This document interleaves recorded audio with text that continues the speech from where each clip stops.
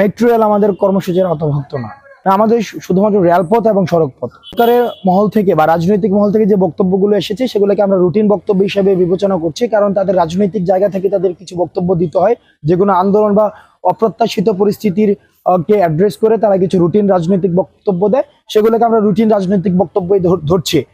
এখন আমাদের এই প্রশ্নের দ্বিতীয় যে ব্যাখ্যাটি সেটি হচ্ছে যে এই জায়গায় কোনো ধরনের তৃতীয় কোনো পক্ষ আমাদেরকে ব্যবহার করে সুবিধা নিতে চায় কিনা, সে জায়গায় আমরা নিশ্চিত করছি ইতিমধ্যেই সে বিষয়টি প্রমাণিত হয়ে গিয়েছে। এই আন্দোলনটি এখন গণমানুষের আন্দোলনে পরিণত হয়েছে। কৃষক, শ্রমিক, তাঁতি মজুর সব জায়গায় এই আন্দোলনটি তারা মনে করছে তাদের সন্তানের ভবিষ্যৎ বিনির্মাণের আন্দোলন। তারা চায় তাদের সন্তানরা দেশে থাকুক, তারা চায় তাদের সন্তানদের জন্য যে উদ্দেশ্য পড়াশোনা করছে একটি সঠিক কর্মসংস্থান এবং নিরাপদ কর্মসংস্থানের জন্য পড়াশোনা করাচ্ছে, সেই জায়গা থেকে আমরা তাদের সন্তানদের নিরাপদ ভবিষ্যতের নিশ্চিতের জন্য আন্দোলনটি করছি। সুতরাং তৃতীয় পক্ষের এখানে আমাদেরকে ব্যবহার করে সুযোগ নেওয়ার কোনো ধরনের অবকাশ বা কোনো ধরনের সুযোগ বা কোনো ধরনের প্রশ্ন এই জায়গায় আমরা মনে করছি অবান্তর।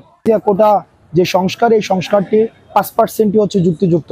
5%ই যুক্তিযুক্ত হবে, কারণ আমরা বিভিন্ন স্টেক হোল্ডারদের সাথে কথা বলেছি, নীতি নির্ধারকদের সাথে কথা বলেছি, বিভিন্ন ছাত্রদের যে বর্তমানে প্রয়োজনীয়তা বিবেচনা করে যে তিনটা পক্ষ রয়েছে, এক হচ্ছে ক্ষুদ্র নৃগোষ্ঠী রয়েছে, তারপর হচ্ছে আমাদের মুক্তিযুদ্ধের সন্তান যারা রয়েছে তাদের জন্য কোটা রাখা যেতে পারে, এবং প্রতিবন্ধী যারা রয়েছে তাদের জন্য কোটা রাখা যেতে পারে।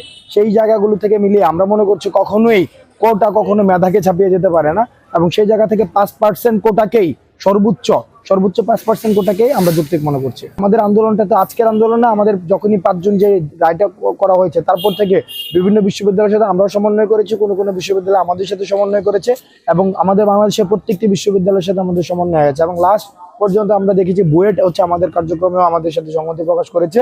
অর্থাৎ এই আন্দোলনটি এখন হচ্ছে প্রত্যেকটি প্রতিষ্ঠানের, স্কুল, কলেজ, বিশ্ববিদ্যালয় সব জায়গায় এখন সার্বজনীনতা পেয়েছে। যোদ্ধাদের কোটার বিরুদ্ধে আমাদের কোনো অবস্থান নেই।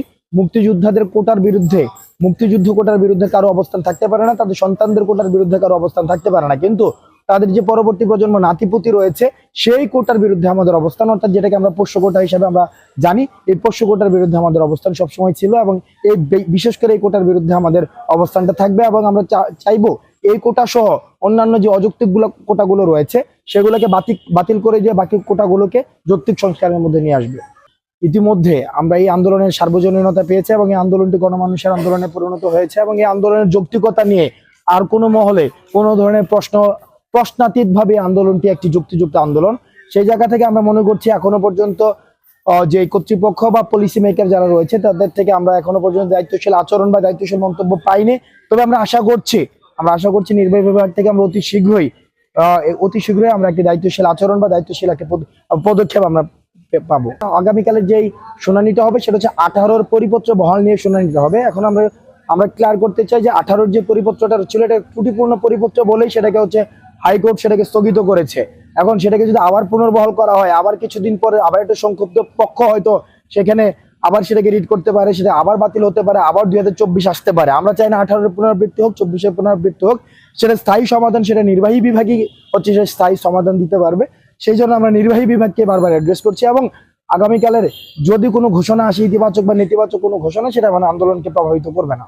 আমাদের প্রথম দিকে আন্দোলনে যারা সাধারণ শিক্ষার্থীদের যে অংশগ্রহণ ছিল, প্রথম দিকে হল থেকে বাধা দেওয়া হয়েছে, হলের সূর্যসেন হলে গেট লাগিয়ে রাখা হয়েছিল, কিন্তু সাধারণ ছাত্ররা তাদের যৌক্তিক দাবিতে, তাদের নিজেদের যৌক্তিক দাবিতে হলের যে বাধা রয়েছে বা বিভিন্ন মহল থেকে যদি কোনো বাধা প্রদান করা হয়ে থাকে সেগুলোকে ভেঙে আমাদের সাথে একাত্মতা পোষণ করেছে, এবং এই আন্দোলনকে এখন ব্যাপকভাবে সার্বজনীনতা পেয়েছে।